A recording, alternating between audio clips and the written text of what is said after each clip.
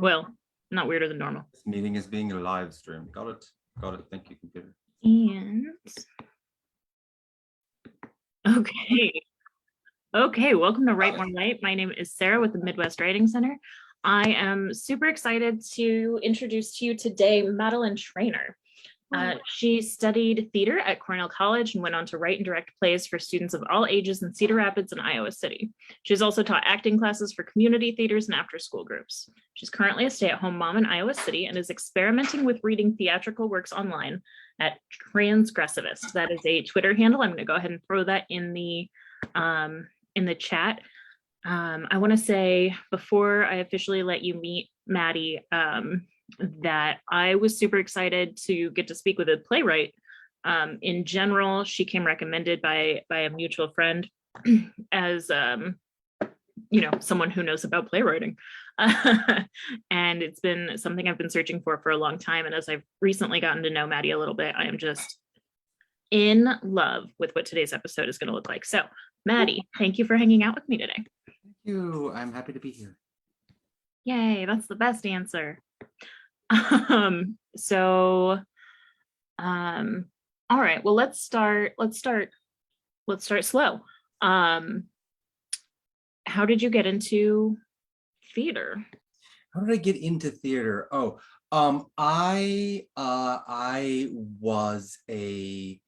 got the theater bug because I'm from the 80s.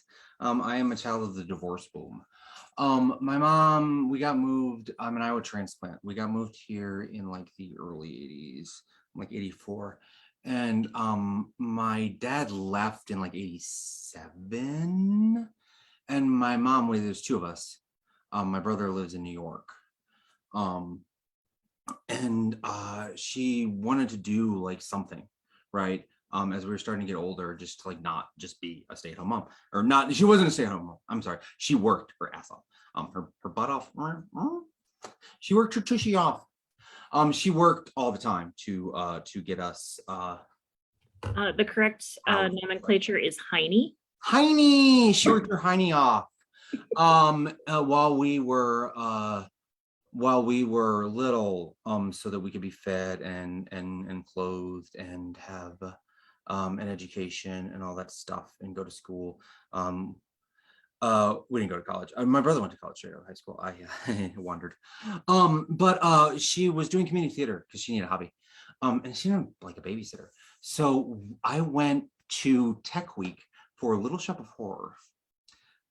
Soon after the Rick Moranis movie, when this got big, I sat all week long. I would have been 8. And my brother was too little. My brother's like 5. He's like 3 years younger than me. But I sat in the theater and I watched them do this over and over again. Older Cedar Rapids folks will maybe remember Tim Boyle, who was a radio personality, and now Swanson. Tim Boyle was the dentist. You'll be a dentist. And my mom was a puppeteer on the later Audreys. And I watched them do this show over and over again, which sounds really boring. But in the theater, this repetition. And Brooke talks about this. I do lectures on Thursdays. Or I don't do my own lectures. I'm reading right now old texts about the theater. Dead white men texts. Actually, Brooke's not dead. He's still alive, but he's like 90. We repeat, but it has to be fresh each time. And I'm watching this process. They're doing the show over and over again, but it's being done live in front of me. And they're working out all the kinks, because this show, if you don't know, Little Shop of Horrors, is a musical based on a B horror movie from the 50s, in which, believe it or not, a young man who's kind of nerdy and into plants finds a alien life form that's disguised as a Venus flytrap, and he has a crush on the girl who's being abused. This is actually very terrible to the S&M community. This is not how kink is, but who's being abused by her dentist boyfriend, and feeds the dentist boyfriend to the plant because it's eating human life and it takes over the world. It's very silly. Anyway. Alan Menken, I believe, wrote the songs. I can't remember who wrote the book. Maybe Alan Menken. Wow, I didn't know that was Alan Menken, but that checks out. Yeah, it's hilarious. Big fan. And it's very tongue-in-cheek, because like they're on Skid Row. It's in the 80s and it's set in the 50s. And she's like dreaming of somewhere that's green. She's like this ridiculous like Betty Crocker, Donna Reed fantasy of like getting away from like the slums. And it's very like sarcastic and sardonic. And I fell in love with the show itself, but I also fell in love with the process. I was watching this over and over. This is a really long answer, sorry. But like, this is like, I love this being here. I just love being like a fly on the wall in this Venus flytrap play, where it just sort of like absorbed me. And I had to be doing this form in some way. And I just fell in love with the idea that you go do a thing like in front of people rather than on TV, because we would watch this film version of it, hit it big. Like Steve Martin was the dentist. Rick Moranis was the oh dang, who was the dude? Who was the father was somebody big too. I can't remember, but it was an older character actor. I can't remember who played the girl, but it was Otis Redding. The Four Tops was the plant. Like it was huge. Like it was a Motown sort of songs. The girls, the three girls who did the chorus were all like references to Motown. It was a big movie at the time. Like the show was famous. Like we were watching this video over and over again, but it wasn't the same as being in the room. And so I just like fell in love with the form, like being there tech week, having to be there because we only have one parent. Childcare. There was a babysitter underfoot. And the theater today is not the same theater because they don't let you bring your kids to rehearsal. It's not as community as it is theater anymore, which is kind of sad. But my mom did a lot of shows there. And yeah, I just kind of fell in love with it. And I had to be in this, and we go to like strikes. And I was like, do I have to climb the ladder? Oh, okay. Cool. Like none of this is OSHA. OSHA. Like, you're already kicked out as a minor, so right. Yeah. It's not. But like it was so fun. I love this like group of weird ass people. I love this world. It was very queer, right? The theater world. No. Yeah, a little bit. And it was just like I had to be. This was my form. I already knew. And I kind of as a writer didn't come back to it fully until I went back to school as an adult, not knowing what I was going to do. I like wrote a play in high school. We had like a creative writing class where we tried all sorts of different forms. And I remember writing a play. I can't remember what the story was. There was like a young person and an old person that I'm talking like in a hospital. They just like happened to be there, and it's like just a two-hander, like they encountered each other, right? But like I remember I went back to school because I was lost, like I didn't know what to do, like working like as a bartender because ADHD and depression. I didn't finish high school. But I went to like community college, and I was like, I don't know what I'm doing. I just know that I'm not gonna make it as a fry cook. And I took an acting class, and it was like doing scenes, and I was backstage at Midsummer. I was Theseus. And so Theseus, if you don't know Midsummer, he shows up at the beginning, and the this is before I was out, obviously. The main character of the play comes and is like, we have this problem, Duke. Can you solve it? And he's like, well, I was actually trying to get laid. Could you not? But then the lover is like, he's like, well, you should marry this dude or die. It's very, very old play. It's like The Miser, actually. Um, like The Miser, Hermia like is very, very feminist until she gets married and then she shuts up. And it's like one of those plays where women are it's women like, are real strong until they fall in love. Yeah, it's like, well, I don't want to marry the dude my dad wants me to marry, but this dude I'm gonna be just submissive to completely. Like the Little Mermaid is like that. I'm gonna fight my dad. She's only fighting him to commit to a dude. Yeah. Yeah, it's a very, very strong woman to a point. Which is like Elise was like, I was like, oh, I feel bad for Dixie because she's just reading. I was like, wait, where'd Dixie go? What is it just me now? Well, that's sad. That's not a very strong relationship. But I was Theseus just sits backstage the entire show, unless you double cast it as Oberon. Theseus does nothing for most of the play. So I was sitting there, bored, and I ended up writing a whole piece. I was really depressed at the time, and I ended up writing like a two-hander. Is that me? I just doubled. Yeah, sorry about that. That was on me. No, that's okay. But I ended up writing a two-hander. And I actually because I fell in love with this acting class. Like the guy who taught it was really, really noticed my passion. And not only me, but the guy playing Oberon in this Midsummer, and the woman playing, unfortunately, the cobweb.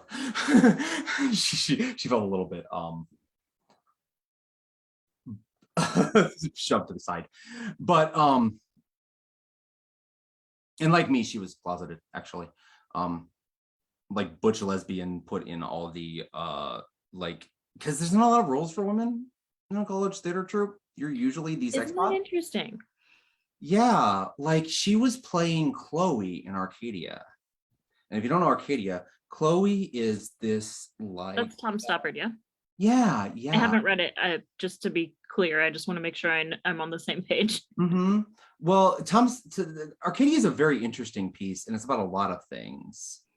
But Chloe is this young, it's in the 90s, but she's this young, very sexy, pro-sex, knows what she wants girl, 18, 19, who ends up sleeping with the academic who comes to prove that Byron was there and fought a duel.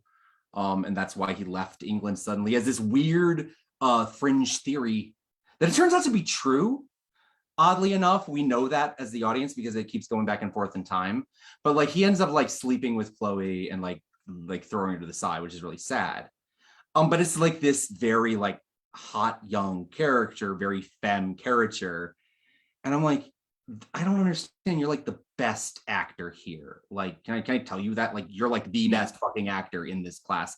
Why are you not feeling this? And then sophomore year, she's out as this butch lesbian. I was like, oh, I get it. What was actually my issue? If we were talking about visibility, that was my issue. Being closeted, I could, and not even knowing, because growing up in the 80s, being young Gen X, there was no visibility. Yeah, I wanna say that. I think, this isn't really necessarily relevant to writing, but I think it's really important to note, just as human beings, that having an identity doesn't mean that you're aware that you have that identity. Mm-hmm, mm-hmm. And I knew when I was 5. I knew that I was a girl, right? And I look at my body and I was like, oh, that's weird. I don't know why that's there, but I'll take the pink car in the life game, okay? And I'll what? Why? I'll go to Girl Scouts, what? But then when I got to school, everybody's really obsessed with gender, and I didn't get it, right? But I learned to hide it, and I hid it so well that I hid it from myself, right? And then I was a teenager. When you're a kid and people just say, 2 + 2 is 4, you're like, all right, well, I was wrong. Mm-hmm, mm-hmm. You just accept it. But what they're telling, because every kid is different, right? It's not. So they're telling, and it's like the whole trope is like, oh, they're trying to trans the children. It's like, well, yeah, but actually y'all are sissing the children, some of them, and you're not listening, right? Because my kid is learning gender. If you're a boy, stand up. If you're a girl, like they're singing about gender every day. And because there's no fucking because there's no trans teachers, right? They're not like learning about it because there's no non-binary teachers. They're not learning about it. So like the messages that like the Republicans are trying to push in states like Iowa and states like Florida and states like Utah and Idaho, don't kind of get it, because like when you're a fish, right, you're like, what are you talking about? Water? Well, like Right. I'm a turtle and I kind of have seen the land, so could you chill and listen for a second? Because I've thought about this gender thing and like you don't. So yeah, when I got to school, I was like, oh, okay, this is like they're really concerned about this who's a boy, who's a girl thing. So I guess I should shut up and not try to keep pushing the like, no, I don't want to do the boy thing. But I shut up so much that I stopped telling myself. And like when you fast forward to the 90s, it was like Mrs. Doubtfire, right? There's like Ventura, like so much that I forgot even. I buried it, like yeah, no, it was always a punchline. Buffalo Bill, yeah, or a monster. Oh, I forgot about Buffalo Bill. Right. So it's like, and that like really affected like acting, right? Because I could never figure out, because they're training me is like, well, you need to find your type. Are you the romantic lead? Are you the tyrant? Are you the caricature actor? Are you this? Are you that? And I'm like, I don't know. I haven't found anything, and I'm already like approaching my 30s. And so like back to the like how I started like getting writing again. I really connected with the queer kids. But it was weird. So when because there were these three of us, this like triad, a lot like the transgressivist group now. We took acting over and over again because it was just scene work. It was just like you're doing the work. It was just a studio, and the teacher recognized that, and he was like, okay, well, y'all are doing this. You're not playing. You're not here for an easy credit. Y'all are just doing it. And if we're gonna do new scenes next try, you can just do this again, or semester or whatever. And so we just sat and audited acting 2 all sophomore year. And so when I had finished this play during midsummer, I think it was, yeah, I finished because I was backstage all the time. So I went to these 2, and she had come out by that time, and he was out. He was flaming, but like it's like he's like Iowa, right? You're in small towns, like you have to come to even like Cedar Rapids to come out sometimes, right? So I was with these 2 cis gay people, like auditing this class, and I sort of like got over my social anxiety. I was like, hey, do y'all want to do a play that I wrote? And it was a really depressing, self-indulgent play that kind of stole a trope from Neil Simon. I realized when I went and watched Jake's Women again, I was like, oh wait, that because like the scene where he's talking to his dead wife in Jake's Women is like that as the like whole metaphor, because he's like hung up on his college girlfriend. And they were both 20, right? And I was like 26 because I went back to school late. They were like 40, but they were 20 because they were like dead in the afterlife. But he was like, he couldn't let go, right, of his dumb his mistakes, right? So it was like the 80s. They were playing Sisters of Mercy, and reminiscing about college. Which I'm still stuck on this. There's no way he would have she got like a drink. It was like there's no way you would have got like there was no way you got a latte in the 80s. I'm still rewriting this play from you're never done editing. It just has to go up. But I did this play and it was wild. Like I'm sitting there like I just made it happen. Like I just sat there and nobody's going to direct it. I just said, hey y'all, do you want to do this? And like they did it because they wanted to act, right? And like I directed it myself, and like it didn't take a lot of process because they were literally, it was like the premise was like the call. He says I content warning. Oh, content warning, like for everything in the transgressivist room, because we get dark sometimes. It's hard being queer in a fascist society. He commits suicide, and he meets Saint Peter, who does the cocktail party question. if you could have any it's a record, if you were on a desert island, you could have any record, book, or in person.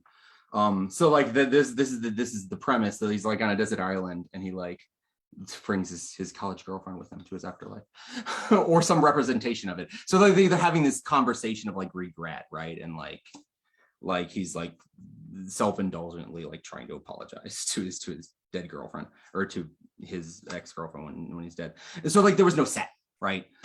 In this bad dude piece that I was doing, like, so I could just stage it with nothing in like the little theater. And like they were really into this because they didn't have to like deal with the director, didn't have to deal with tech week, didn't have to deal, well, I guess they had to deal with me. They didn't have to deal with a grown-up director, right? They have to deal with like a bunch of actors that didn't want to be there, right? Or the petty drama. Like we almost like we were not capable of doing Arcadia. Literally, Bernard came up to me and was like, I do not understand my character. I was like, have you read any of these books that he's talking about? I would start there, like y'all. I mean, that's a lot of homework. Hard. To be fair, like he probably should not have picked this play for like freshman community college students. Like it's bleeding dense. I think theater in general though comes with a lot of homework, and I think that we don't realize that as lay people anyway. That's actually a good segue. Sorry, Madeline. As a writer, as a reader, as someone invested in the literary form, what kind of homework comes with being in theater, as far as background information and extracurricular studying? As an actor, you need to know everything you're saying. As a writer, you need to be able to sell that you know what you're talking about. Or you need to have people like that you trust to like ask. I'm lucky in that I'm married to an editor. That I can be like, does this make sense?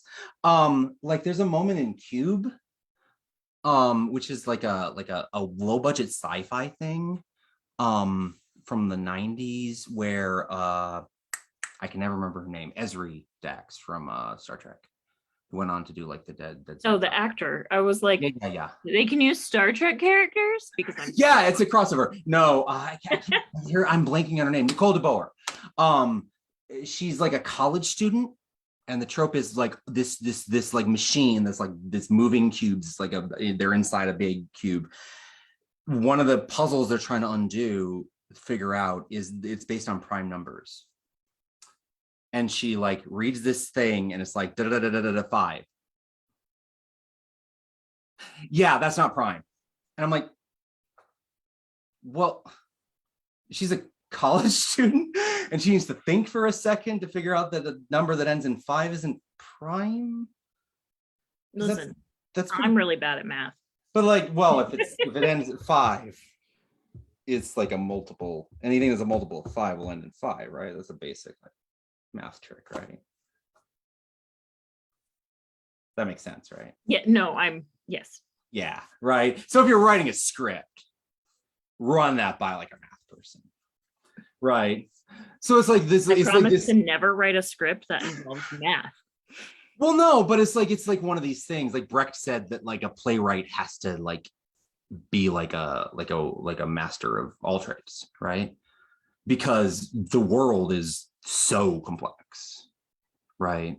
So if you're doing something, you try not to like break the person out of the world. I mean, Brecht didn't want illusion, but that's a more complicated conversation. That we're doing Brecht in the Thursday theater talks after Artaud, because Brecht is the opposite of Artaud. But that's not permanent. But this is like it breaks you. It's like, wait, how? If she's so smart, right? Because it doesn't make sense, right? It's not consistent. Like you have to do a pass where it's like, so I'm like doing this like piece where they're in this like dystopian future where like everything like the for some reason the ocean started rising. I don't know. And Never heard of such a thing. Yeah, they had to put like a dome over Southern California, and like and there's this sort of like cyberpunk like Shadowrun Matrix thing where they're like going into these weird like virtual worlds, but with this really terrible tech that's like left over because they're all like dingy and poor, like in Star Wars where none of the tech works, and it's all like, or the original Star Wars is like in the 70s 80s. But like, so I have to like think a little bit about how computers work. I was like, well, what does TOR stand for? Like, what is a VPN? Like because my hero is a hacker. I can't just like not say, like, this is why Mr. Robot works, right? Because they actually taught to security people who like work in, if they're hacking into a big security company, or they're doing this thing, then it has to look like that. You don't have to go into exhaustive detail, but you have to like know what you're talking about. So like, yeah, does that answer the question? I'm sorry, I'm rambling. Yeah, it's also actually really helpful because I assume I for less than one season was an ASM in a theater. That's my whole theater experience, other than desperately wanting to be an actor as a child and not trying. We need techies. Which is great, actually, because it turns out I'm not a good actor. Great! You have a great resume. That was in our miser. Thank you. But yeah, if you're writing something outside your own knowledge base, period, you need to do research. But when you're acting, you said this, and I want to impress upon it. I would say not just acting, but any role in a theater, stage crew or sound crew or whatever, you need to know the words and not how to say them, but what they mean and what the further implications of them are, so that you can appropriately convey the message. And conveying the message might be about the set, and it might be about the sound,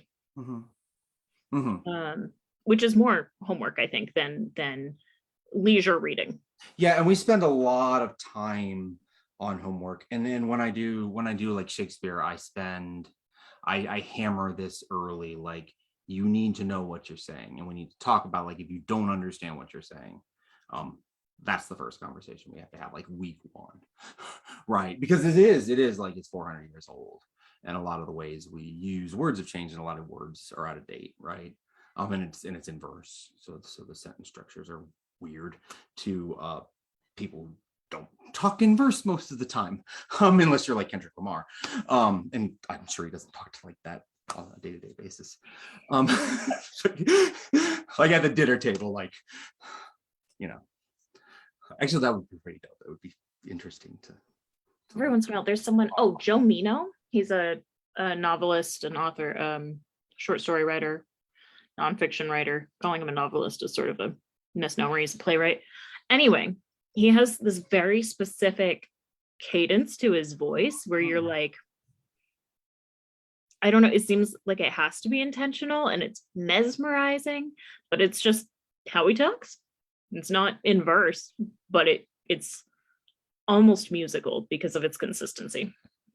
The first like 2 years of child rearing of this time around was basically a musical improv, because there was no sleep. It was constant stress, and before even the pandemic, it was just like, so every thing was sort of like, I'm going to make up a song about this thing. Yep.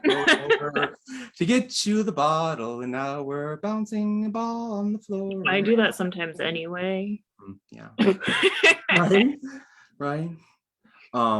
So yeah, I thought I could never do musical improv, but I did it just fine. It's just my life now. It worked, yes. Singing to keep from streaming. So yes, I shouldn't take forever on the biography. I got back to writing when I got back to school because I really loved the form, and I ended up teaching it. And so a lot of the plays I ended up writing were to teach, because there isn't really anything out there for middle school kids. It either talks down to them, or it's above their heads. There wasn't like anything written for them, so I just started writing for them. I wrote a Shakespeare adaptation. I wrote a Sherlock Holmes adaptation, which didn't work very well. Listen, I'm a big fan of She's the Man. I love She's the Man. Mine uses original text, and kind of goes back and forth from original text. The frame narrative is they're doing a school book report, so they have to read Shakespeare, and they're like, "Oh, Shakespeare." I was like, "Well, no, okay, let's act it out." And so they just like start reading Hamlet, and Hamlet shows up, and they have to deal with that. Fun. Yeah. He just goes up and he's like, "Frailty, thy name is woman," and they're like, "Whoa, dude." And so there's like one character is doing the text of Hamlet and explaining, or one character is explaining Hamlet while other like utility actors are coming on and off, like doing Hamlet, and they're like sort of talking about it. And then it turns out that like the kids have a crush on each other and they end up being Romeo and Juliet. I've done that a bunch. And then I did a zombie play, which is exhausting because teaching 12-year-olds combat choreography is a lot. Yeah, but on the other hand, zombies. On the other hand, zombies, they love zombies until you have to say, "We're gonna do that again. Yes, we're gonna do the first 5 seconds again, because I don't want you to hurt and I want it to look good. I know. Let's do it again." And again. And 30 minutes of that. And again. Busting for the director as well as the children. And I did like a pirate, I don't know how I did a pirate ship drama with like 7 princesses, because it's always 8 people. I didn't realize, this is a segue. I did not realize I taught most of Generation Z. Like most of I started teaching when our oldest was like 6, she's like 20. I did not realize, a lot of times I did not realize how to talk. Like I messed up a lot. And that's why I like have a lot of humility. Like I screwed up people's pronouns. I had to be corrected a lot.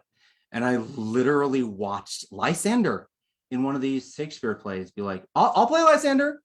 Yeah, we don't have any boys. I'll play Lysander. You want to hear my guy voice? We just don't have enough boys, so we need girls to play Lysander. I'll have my mom get me a binder. Yeah. So we don't have any boys. It's like, oh, now I realize, oh crap. So many, and this was something that, man, so I remember when I was in high school, we did the Odd Couple. And I was like, how dare you? First of all, most of the people in theater are girls. Second of all, the cast is 2 to 4. Like that's just rude. That's rude. You were excluding everyone. But yeah, that's a real thing. I've seen that play out a lot too, where all the roles are for boys or men, and then what?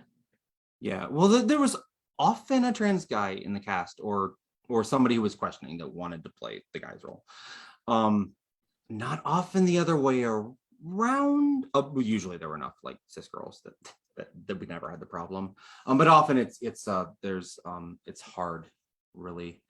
It's for trans girls to put themselves forward, right? But I actually did have someone like nearly come out to me at an audition, which was really like, or that's what it seemed like. They were like, I was serious. I will play that role. And I was like, well, I know you're serious. Like I was taking you seriously when you auditioned. And I was like sitting here, it's like, feel bad because like I stuck with the cis girl who just has better comic timing. And she was You're like, just not as good. or like I wasn't sure, but they were like, at that time, Mr. Trainor, and I'm like sitting there, and I knew at that point I was trans, but I was still in the closet. And this is like a Catholic school. And it's just like, I'm just like, there's this tension hanging in the air. And I'm like, okay. Here it is. And it was just like, never mind. And I'm like, all right.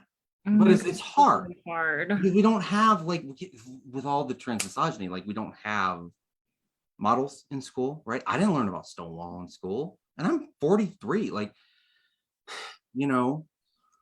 like, but I was talking to someone who's like 20 something, and like, still, right? We don't learn about Stonewall in school. And so it's like at some point there needs to be role models, but who is it safe for, right? So it's that paradox. But if nobody puts themselves forward, then but then it's because like, oh, you're transing the children, right? So it's difficult. But there were definitely trans boys, or at least AFAB people who were comfortable with putting themselves in. They were like the best Lysanders, the best Romeos, and they were fearless. They were beautiful, and they were funny, and they were wonderful. And they were more comfortable playing the gender stuff. It's safer even for cis people or for AFABs, just period. Audience, if you're wondering, AFAB means assigned female at birth, AMAB means assigned male at birth. This is what the doctors say when you come out your parent into this world. Mm-hmm. It's safer for a femme person to put on masculine clothing. It's just safer. And I think that has a lot to do with it. But I have really enjoyed when there is that imbalance of gender for the cast or potential cast, when people are just like, screw it, let's gender bend it. And it does become this place to play, right? And we used to do this group every month before the pandemic. We'd read 12th night on the 12th. And we just get together and we'd like have drinks and snacks, and we just pass them around, and no matter how much experience you had, and whoever would read whoever. And for our wedding reception, we had our wedding at family's house in Louisiana, but we came back up and we did Midsummer because it was the summer instead. And that was a blast to just like read Helena. I've always wanted to read Helena. I'm getting too old to read Helena. It was a blast to read that role and just to go. And by that point I realized it was trans by like 2016, 17. What anniversary is this? 2000, no, it was 2016 because Calliope was. I was gonna say, though I don't know this, I was gonna say I think that you've been married a year longer than me. The pandemic just threw everything out of whack. I have no reason to know that you've been married longer than me. I'm just convinced of it by a year. It was 16. I must have asked at some point. It was 16. I don't know what 6-year anniversary is, but it was 16. But yeah, it's a place to play. And one of the things we've been playing with is transing all the characters in Transgressivist. So there's 3 people, and this is why I like 18 plus, because both my partners, both my collaborators in creating this thing are Jessica Love and Dixie Ray are sex workers.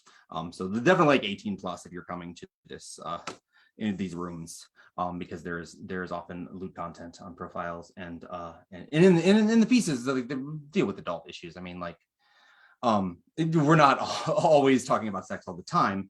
Obviously, we have other things in our lives, but we do deal frankly with sex, and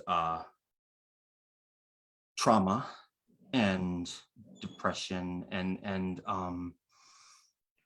prejudice, right? So And this is I did not mean to interrupt you, sorry. What I wanted to mention, two things about the plays we do. We do a play at the end of every month, and often, like, one of the ideas is like we're gonna trans the play. We're gonna change all the characters.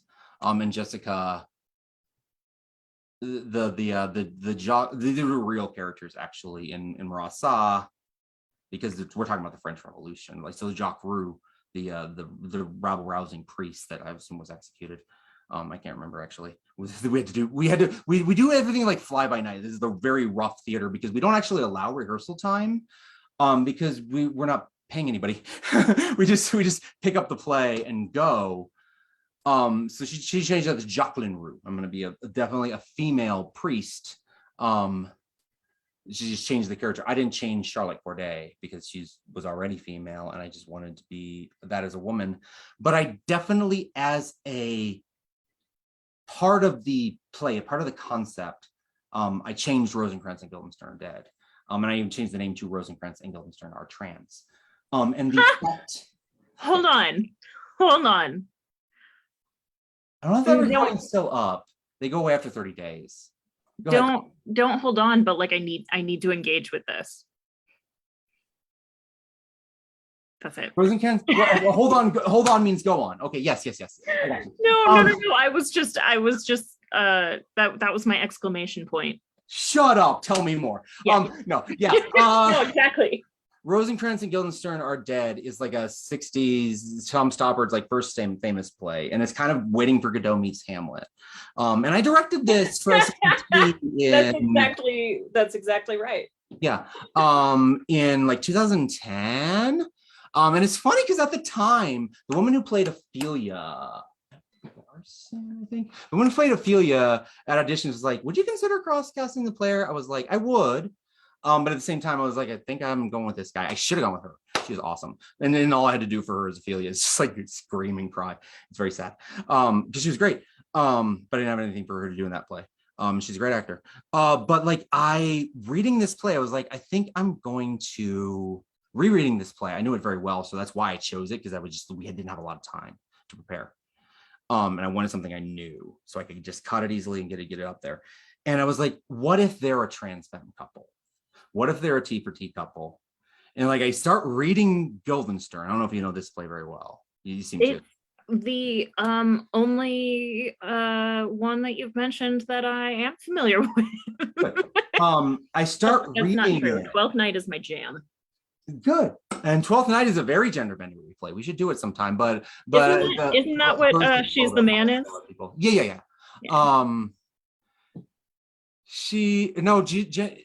She's the Man, I think, is it's Twelfth Night. As You Like It. Night. It's Viola and No, you're right. It's As You Like It. I thought it was As You Like It. Isn't that what Twelfth Night is? Twelfth Night or As You Like It? They're very similar, but they're different. I thought it was a two title. Twelfth Night or As You Like It. Twelfth Night or What You Will. Or What You Will. They're the same plot as far as like woman goes, cross dresses, falls in love. I mean, that's just Shakespeare all over. Yeah. Anyway, I'll have to look it up. You might be right. I gotta start. Okay, yeah, no, I'm reading it and I hear Guildenstern as like this, like leftist YouTube or What You Will woman. Yeah, like lecturing, like this intellectual, like leftist YouTube trans woman, like telling the the younger girl in the relationship who's like less like into everything and less knowledgeable, like lecturing her, right? She just talks the entire time. The beginning, she's like, look where we are. Okay, here's the philosophical explanation for this. This is what's going on. And she's like, and Rosencrantz is like, what? And I was like, wait, there's something here. And then when they go into the castle and then she's talking about names, I was like, hang on, wait, there's something here. And the queen gets their names wrong. And then of course, when they die, it's like, oh wow, well, we're just us, and then there's society, and then there's the play that has them as their cis selves. And I was like, okay, wait, okay, great. So here's my concept. And I throw this at the other girls, and they're like, so this is this, and then I pictured this like player that is like Frankenfurter, right?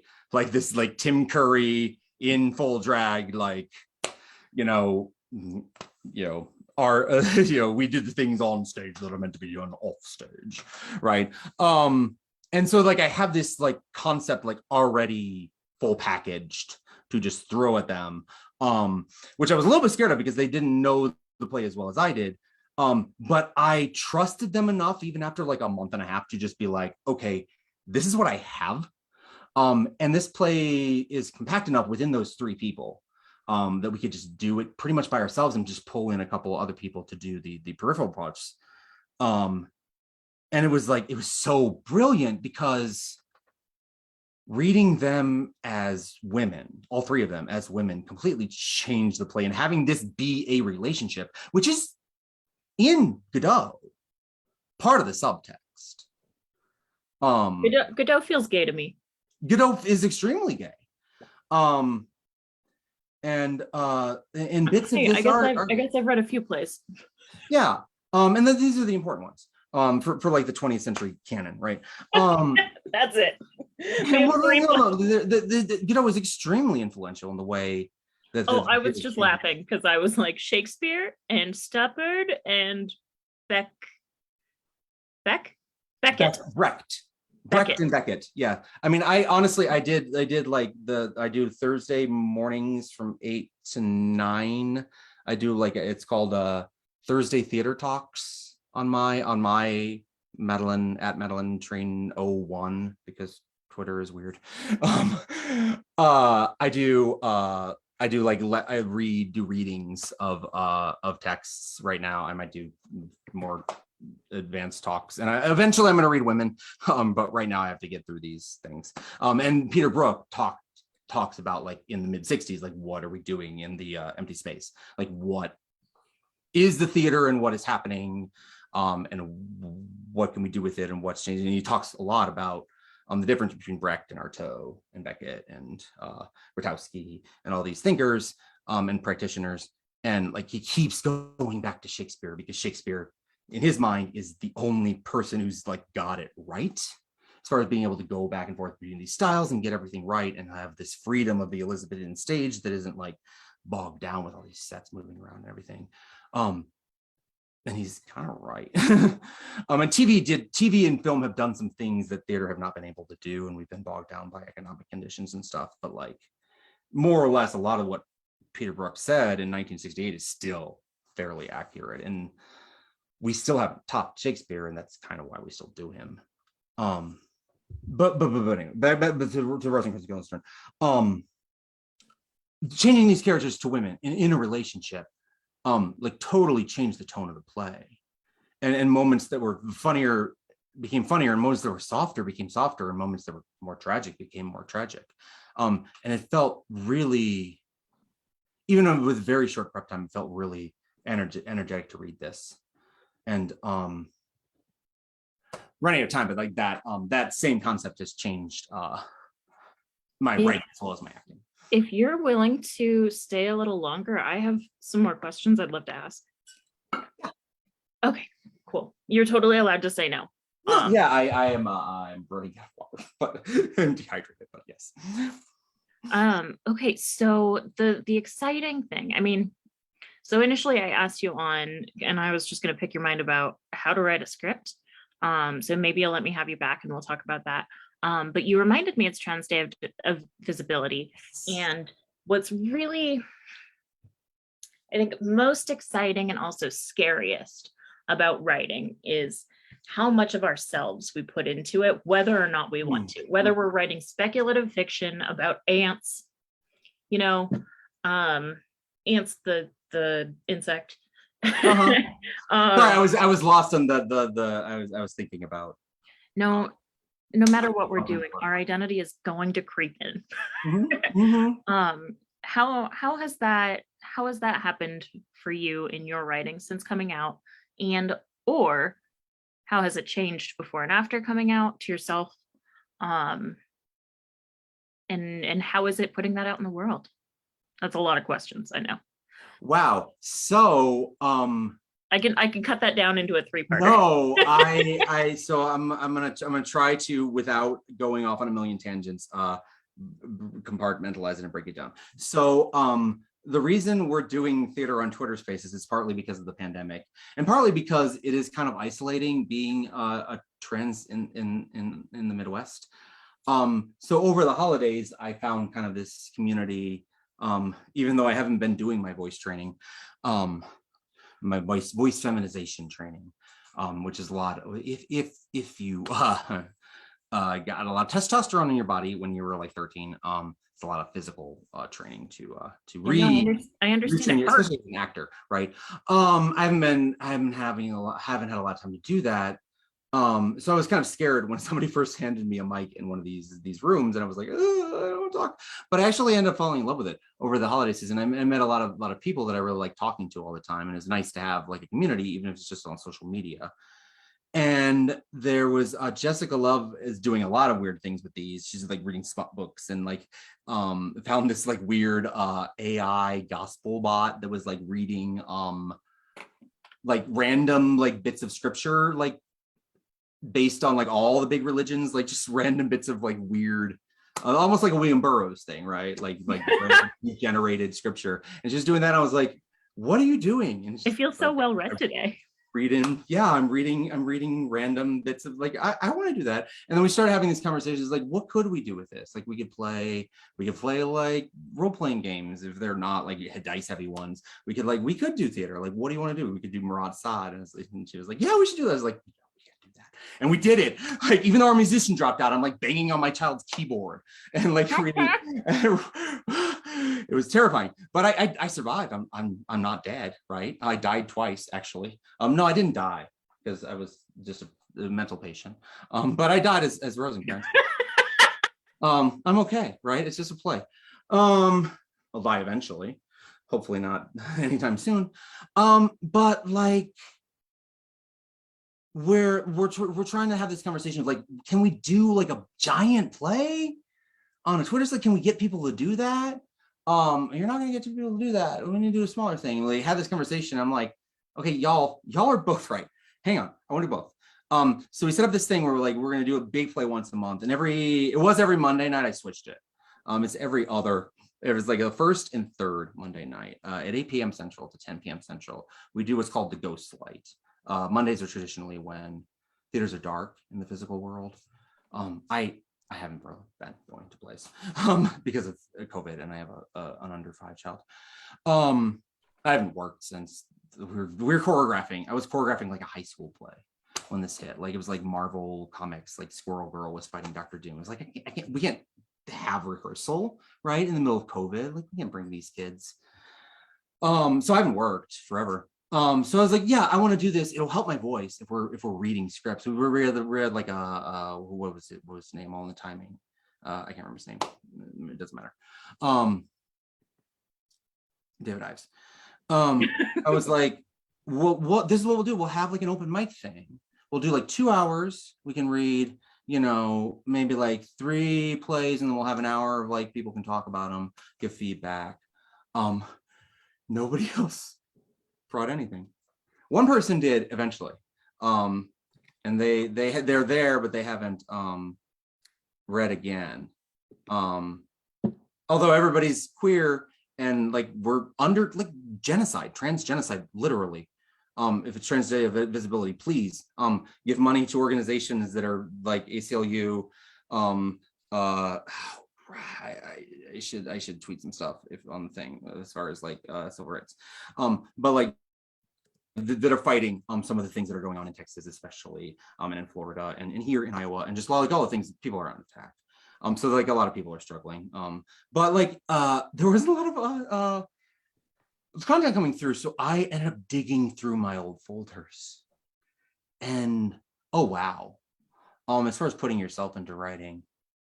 There was a piece, there was a lot of like, just like really dark stuff, dealing with depression from like one of my early mid 20s, which is interesting because some of the people in the room were my age. Some of the people in my room were in their early mid 20s, right? Dealing with some of the same sort of things. I had a long conversation with one of our friends that was like, just had a huge breakup, and here I am having my like depression play from like when I was 25, right? So it was an interesting like perspective. Like we had, it was like, well, do you remember the thing we just wrote? Like, I still talk to her. It's fine. Like, we don't hate each other. Like, you'll get over. It'll take time to heal, right? So like we're talking about life, right, as well as we're talking about ourselves. And so like I felt like this isn't like my own trauma, like everybody, and like people says like, oh my god, I do that, right? And it was like it felt like it wasn't just this like embarrassing stone I was carrying around. And I found this thing, and I had looked at this before when I started writing, where like I had these like two teen girls in like a small town, and there was like this angry lesbian who, the way she framed, she was mad because her girlfriend, and everybody was closeted, was so conservative and didn't want to scare her parents, and she left, wasn't going to come out, and she left. And like the way she framed everything, and this is like, I wrote this in like 2007, and I was very angry.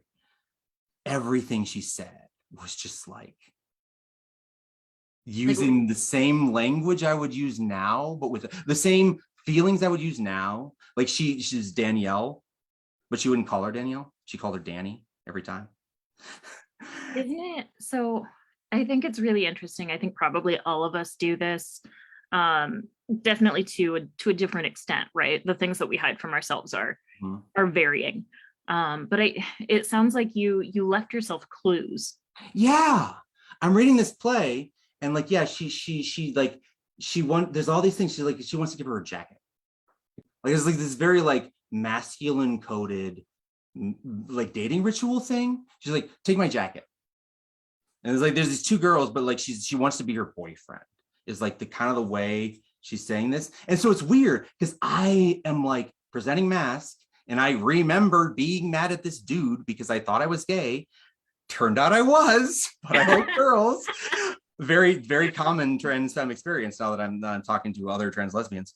I've heard that before. Right. But I'm confused by this. So I very consciously sublimate these two characters as lesbians 10 years younger than me. But these lesbians, they're talking to me, and I do very much like hear, if I can be calm and in a place where I have room, I do very much hear the characters talk. If I chill and let them talk, I'll just whatever's in my head, like you said, I leave myself clues, right? Whatever's in my head will just come out.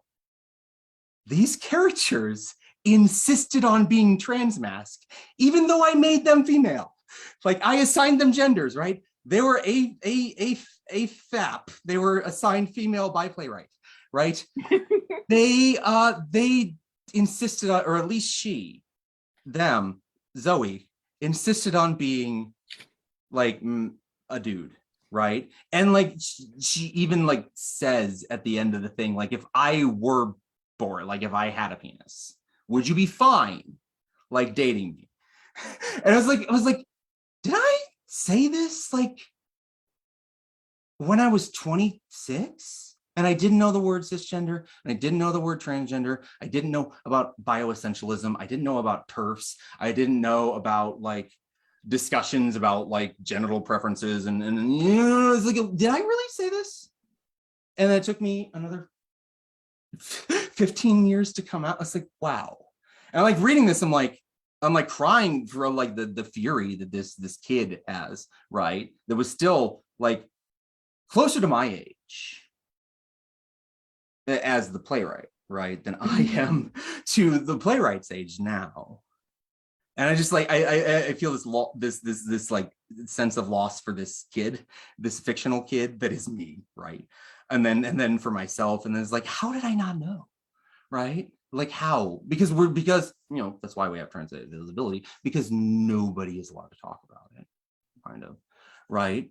But also because I put so much pressure internally to hide this thing, because that's not what boys do, right? Uh, yeah, but the characters, they would not have any of it. They were going to be trans, whether I wanted them to or not, right? They could not be cis lesbians that were oppressed by Leviticus.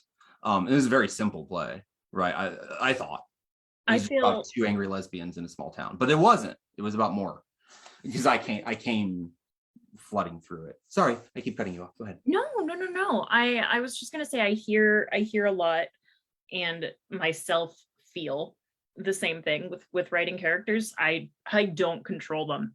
Mm-hmm. I know a lot of people do. There are a lot of outliners out there who plan in advance consciously. Um, they're a mystery to me. Yeah. But I oftentimes will write a scene and I'll look at it and I'll be like, what? Who did that? How did that happen? And why was I thinking it? Yeah. Or like Yeah. well, most recently, that happened to me most recently. I was also crying and unaware of it. I was like, who? Oh, hi, baby. I was like, how did this happen? I didn't do this. Like, I am a vehicle here. Yeah, it's interesting because now to the code the we're finally in 2022. Once I got some room and time to actually start writing, I am now writing trans characters, and it feels like extremely freeing, because we do have enough room, and we started like just coming up with themes and stuff, and one of these themes just like inspired me just to write this character, and it almost was an odd couple situation, because like I just came up with this character who like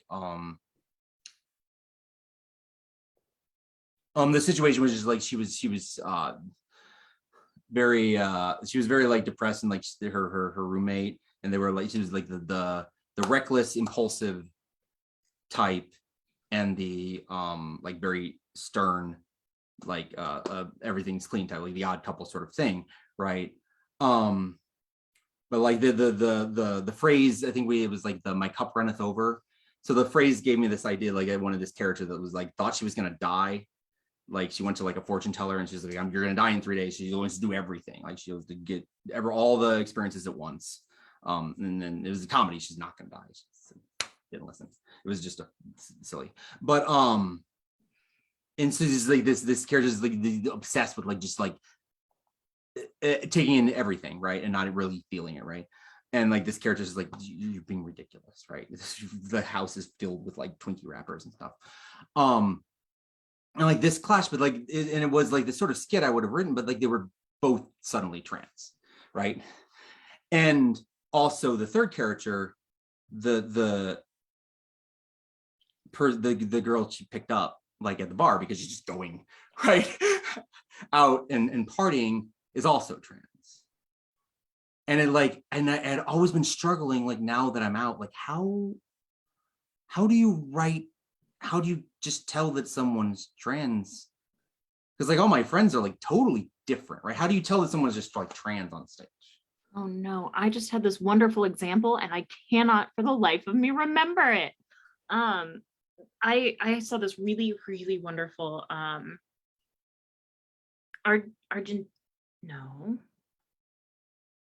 maybe Argentinian movie. Okay. I think Chilean movie. And there's a trans woman in the movie. She's, I think, the main character. She might be the second character. And they don't.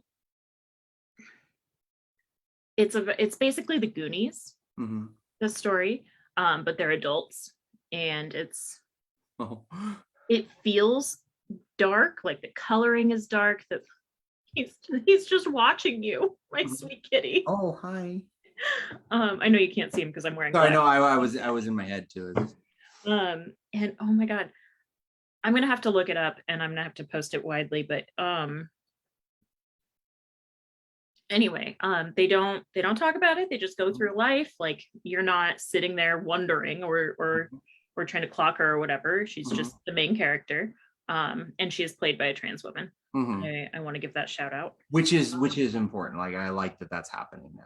I watched Bit, which is a the lady from Supergirl is like the star in just like a silly vampire movie. So they Euphoria. So, oh, bit that's cute. So they go through, this whole Goonies thing, and at the end, the main character, I think she's the main character. She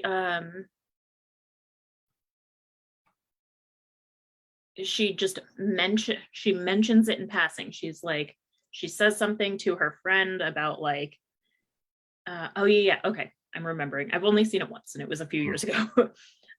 So they're getting bullied at a bar, and they leave the bar or whatever. The next scene, she says something to her friend about how they never abandoned her after she came out, and that's it. That's the only mention. Right. And that is eventually what happened. So I had been thinking, kind of like trying to practically solve this problem in my head, like my intellectual side of it, and like, oh, what do you do about this? This is a communication, this is a playwriting, this is a Aristotelian problem you have to solve with the audience. And then I just started writing. Right. And it's funny that Dixon is like, well, we never stopped talking about it. And I was like, point. Right. And that was literally what happened. Like they just started talking about it, and like it came up because she spent her roommate's money, which was like, she spent her roommate's money, and then it came out like on partying, and then it came out that her roommate had spent all this money getting cryo before she transitioned, because her roommate had this like fantasy about like one day she's gonna have all these kids, because her roommate has all this money from their parents dying in a car crash or something, and their mother doesn't actually appreciate it that much. Maybe you should be glad because my mother's a transphobic, and if she hadn't died, and it kept coming out. It kept coming up the more I worked on the piece, and the more they started talking. And it's this simple, like the same thing I had written 100 times, is this simple, like premise-based, beat-by-beat comedy. I knew it was going to happen. I had very little time to write this thing. I knew it was going to happen. She was going to be ridiculous. Like she's literally like watching Citizen Kane at the same time as she's watching Chinatown. Like this is while playing a video game. Like she's trying to do everything at once, like her entire bucket list, and she has 3 days while she's getting laid. She's like doing too much, and her roommate is really like all the beats are gonna write themselves, right? But just the fact that she was like me, right, changed like just the details and the facts of their lives, and like all these little moments came out, and there's just like this moment where because it started like one of the we couldn't do this because we're in a Twitter space, which isn't better that we were in a Twitter space, because we were just reading the stage directions, and I could just hear the play read, because like the gag was like she's starting and she's like watching TV, and there's like a woman under the covers, and then you see the woman get up, come out from under the covers, and like nobody might have been comfortable with that, like, so they didn't have to. Like, actually one of the younger people was giggling, but the adults, again 18 plus, because we do have serious adult content in some of the plays, but it was like the like random hookup person that hardly knows her, she like, I'm sorry, who are you? Like roommate is like, and she's like, oh hi, I'm I don't remember, Daisy or something. No, Daisy, I don't remember. I'm so and so. I'm trans too. And she's like, oh, solidarity, answer the question. Like, and so they're all trans femme, but they all have like completely different personalities, which like I'm all of a sudden like I'm listening. I don't think I was reading. No, I was reading the uptight one. So I was like growling at the hookup. I think it was Melly. I was in this piece, and I could tell it wasn't cliche, because I act like that.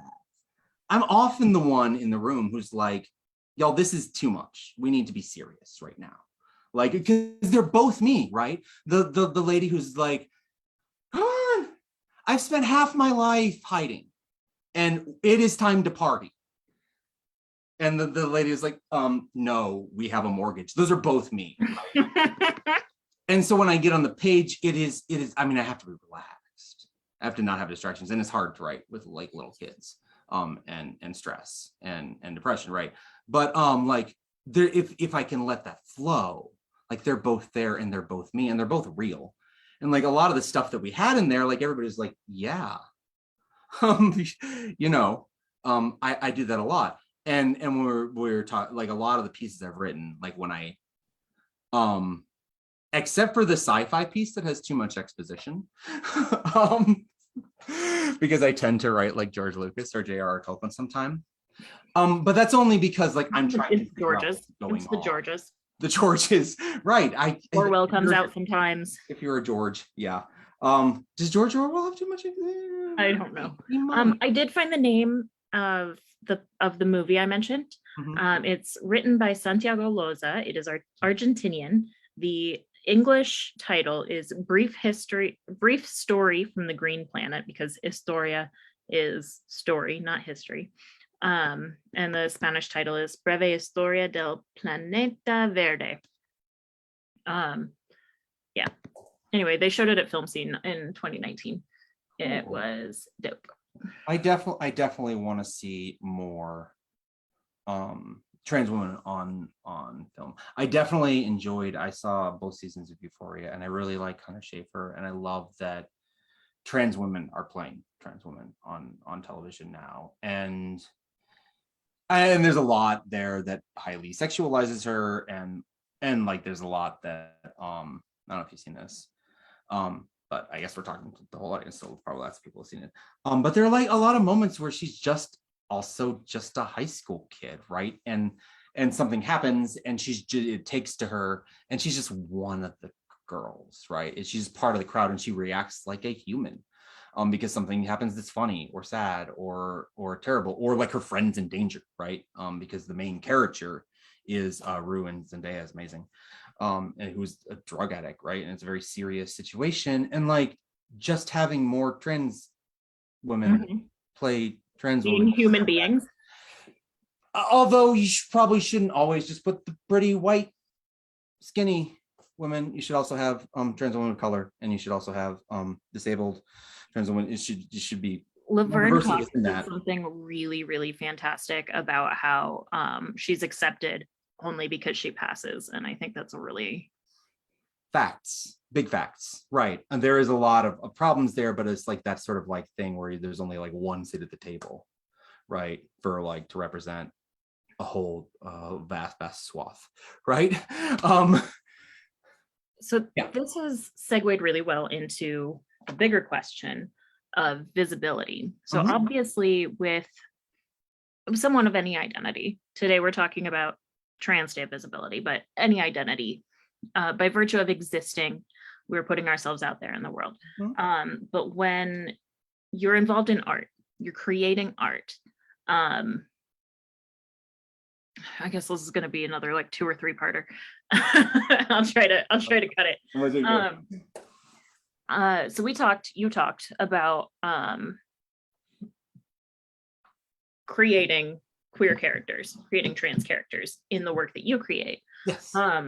And you talked about we need to teach it, but for whom is it safe to be the teacher? So the question there is, where do we find folks who are already visible in the arts,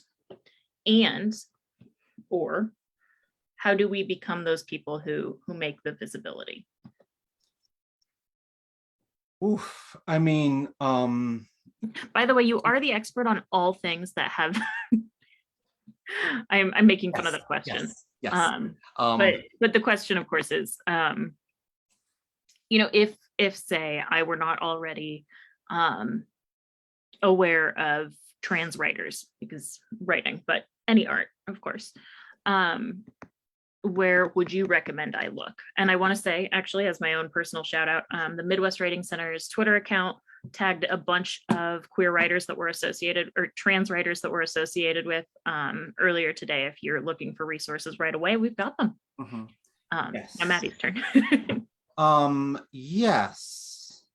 I would say be sure to keep working, because you do count and you are valid, and you shouldn't silence yourself because people are working so hard to silence you.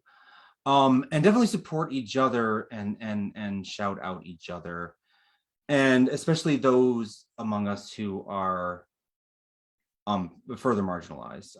It's very important to me, since we live in such a racist country, that white trans women are often the people who get to have a microphone like today, and that we should like give shout outs to Black trans artists. And I don't have any actually artists that I can give out today. But I need to find my like list on Twitter. We are always telling people all the time, whatever you do, you need to read broadly, you need to read widely.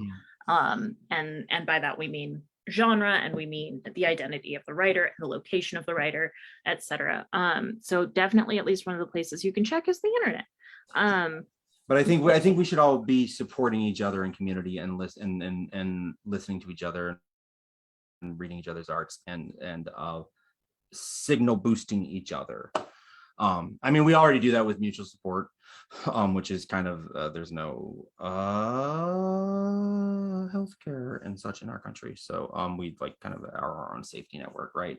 But I think with art as well, I mean, we kind of like, I notice, because I am sort of like online, I'm sort of like embroiled in trans Twitter, that I always like, that's sort of where I draw attention. So like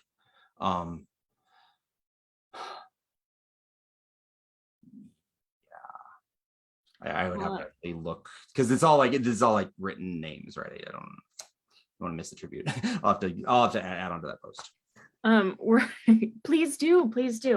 I would also say, oh no, I lost my train of thought. Oh no. Sorry. There were two other parts to that question. Yeah.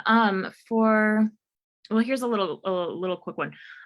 For folks who want their writing to be welcoming to folks with different identities from their own, and the way I phrase it, I phrase it that way because I just think it's a problem to start listing kinds of people. Right.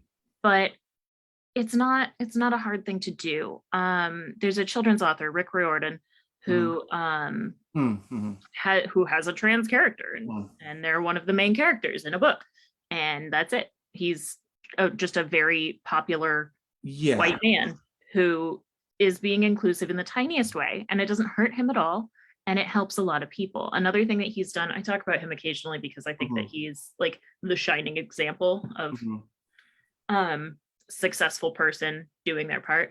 Instead of writing, his books are about mythology. Instead of writing stories from cultures he's not a part of, I mean, he has done that, obviously. He put his stamp on people writing their own cultures. Those are really simple ways, just passing along recommendations for people who are doing I remembered my train of thought now. People who are doing the work, who are of the marginalized community, any marginalized community that you want to support. But the other thing is, and we say this a lot in our little art circles, if you're not getting, if you're only getting one demographic of people for your lineup or for your audience, you need to go to more events or sit in on more, maybe, there's still a pandemic, sit in on more spaces or Zoom meetings or whatever, that are outside your comfort zone, because if you always do the same thing, you'll always get the same results. Yeah, that's facts. No, actually, I'm thinking of some people, so I do need to go back to my Twitter thing, and like, because I talked to like a lot of different people. But speaking of like different personalizations, I also have ADHD, and I'm taking my meds. So I like go all over the place, but I have not been out. I've only been online. Yeah, I definitely think there's like a need to not try to be everything, because there's a lot of stuff you don't know about, and you should let that person who knows about it talk. Like that's one of the things I've learned coming out, is to be more humble and realize I don't know everything. So I should like let other people tell it, because they know, right? And I have definitely like put my foot in my mouth, like definitely like I like, yeah, when I came into like trans like spaces, the verbal spaces, like I ended up like just like, by the nature of Twitter, being like talking to like a bunch of sex workers and like cam girls, and like I don't know anything about that. I've never done that. And I'm like sitting here like saying, well, you can't say that because that's like offensive to, and it's just like people are like, now my best friends are like, what? Because like I do this. Can you like let me talk? And I was like, oh, like I don't know what I'm talking about. And I'm like white knighting for like people who are like literally, and like now like I was like, so they were like, it's okay, honey, you were transplaining, it's fine. I was like, okay. And like everybody laughs, and it's like, oh, it's like, because like if you're just like willing to like learn from your mistakes, right, it's better. But like we are all like, we're kind of in this resurgence of like this sort of very scary conservative uprising for, well, I mean the last ever, right? I mean that's kind of what the response to the civil rights movement is, right? Like the 60s, the Reagan coalition, right? And it keeps coming back, and it keeps getting angrier and stronger. And I feel like we all, like intersectionality is the key, and we all have to be willing to fight for each other. So yes, and that's, and as artists, and a lot of this art is about liberation, whether it's coded or not. Sometimes it's about the same old, like my play about the girl who was afraid she was not gonna like live her life fully before she died. That was about, the same stuff Shakespeare was writing about, right? The human experience. But like a lot of this is about about marginalization, liberation, and like the X-Men, is not just about nerds with superpowers, right? It's about how do we secure rights, right? It's not even just about that it's bad to be prejudiced. It's about like, what does that entail? And that's why Professor X and Magneto are fighting. So it's not like a new conversation, right? And now I'm rambling.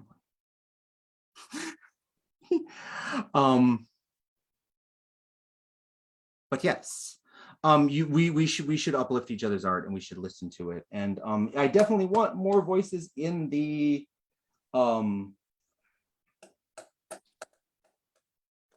ghostlight spaces, because I don't want it to just be me. I'm really excited to learn where my my hero's journey hero, my Luke Skywalker, the post-apocalyptic environmental crisis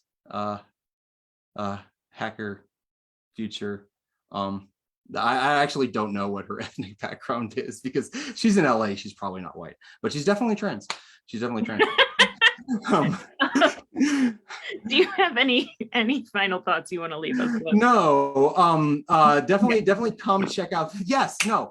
Sorry, that was the Iowan thing where I say no when I mean yes. No, yeah. No. I'm familiar. You should follow Transgressivist. You have that spelled out. I've linked that, or not linked it, but I've left the tag in the chat on this video, and I've also given that content warning. Yeah, it is. I also included your Twitter handle. Yes, thank you. You mentioned it, and I was like, I should add that. Yeah, a lot of the people in the theater troupe do have lewd stuff on their pages, so content warning for that. Well, I also want to give a shout out. The plays that you do on Twitter are really fun, and if folks like that, they should do it. Yeah, so we have, yes, so I want to say briefly, we on the last Sunday of every month, we have a big play at like 1 p.m., 2 p.m., 1 p.m. 2 p.m. Central. And then every first and third Monday, we do what's called Ghostlight. And you can email. The rules for that are all on the Transgressive handle. Basically, if you want to do a play, email me, because otherwise it's just going to be me in a world not far from our own, in a dark dystopian future. Which we already live in, but we only have a couple writers, and we usually have like 3 or 4 actors. So if you have plays and you want to hear them written and they're like small, and only have 3 or 4 actors, we have great actors. And you can still hear some of the recordings. They're up for like 30 days. You can hear the Miser recording. You can hear probably the last 2 or 3 Ghost Lights. And on Thursday mornings, we do what is called a Thursday theater talk. So that's at 8 a.m. And right now, that is just me reading old text. Right now, I'm reading Anton Artaud's The Theater and Its Double. Anton Artaud was a theorist who worked. He was kind of an exile from the Surrealists. He was a little too wild, even for like an Andre Breton and that crowd. He lived in Paris like before the war. World War II. So those are the big things we're doing now, and we hope to expand more. We hope to get more. We only have a few people, but so if you like acting, you should definitely contact us in this weird experimental Twitter space thing. No experience necessary. We don't have any money to pay you, so no experience required. And yeah, you don't have to be trans. We are definitely want to uplift trans and non-binary people. That's definitely a plus, but like, yeah, please come join us, come play with us, or come hear us. And I think that's it. And as always, write more light into your life. Write more light. Thank you so much, Maddie, for being here. I will have linked all of these things, and I definitely left your handles already. Oh gosh, I am forgetting myself. Let me tell you what's coming up at the Midwest Writing Center. Okay, goodies. Let's see. From now through April 3rd, please send us your poems. 1 poem, actually, from each person, 21 lines or fewer, and we will display that at either the Moline Public Library or Dead Poets Espresso, also in Moline.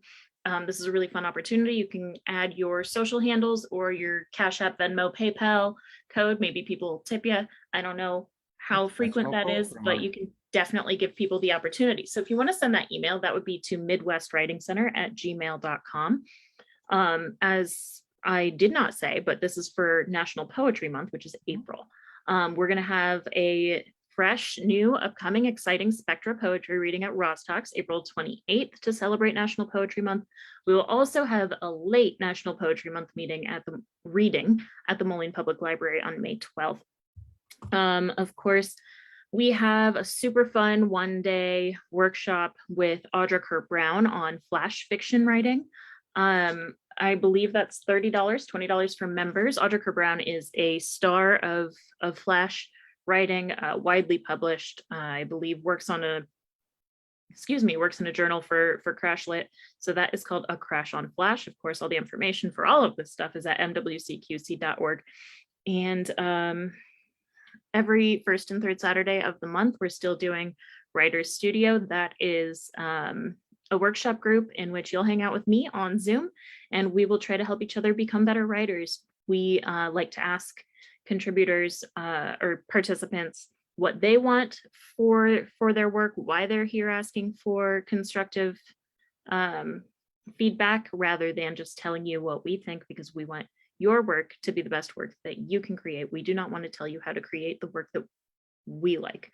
Other things that are coming up, of course, the conference in June, very exciting. That'll be June 23rd through 25th. Our faculty include LaTanya McQueen on novel writing, Julia Renteria on the memoir, Gina Franco on poetry, and Jennifer Colville on the short story. And our keynote event and masterclass are with Friggin Ross Gay, star of All Things, well-established truly amazing poet and essayist, and just all around awesome person. I could not be more excited about this conference. And we have scholarships available for those with financial need and or those with military background. So again, all the info is at mwcqc.org. And stay tuned on socials at MWC_QC. And there will always be more info. As always, write more light into your life. And thank you again, Maddie. Hey, thank you. Thank you for having me. Bye.